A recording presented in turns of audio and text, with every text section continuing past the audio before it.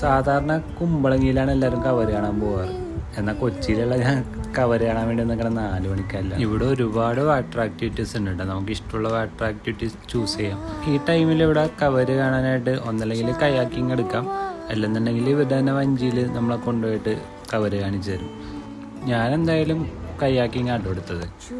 ഏകദേശം ഒരു 3/4 മണിക്കൂറോളം നമുക്ക് ഇവിടെ കയാക്കിങ് ചെയ്യാം. കയാക്കിങ് ആണതിനൊപ്പം ഇതേപോലെ കവരും നല്ല രീതിയിൽ കാണാൻ പറ്റും. കവർ പ്രെഡിക്റ്റബിൾ അല്ല.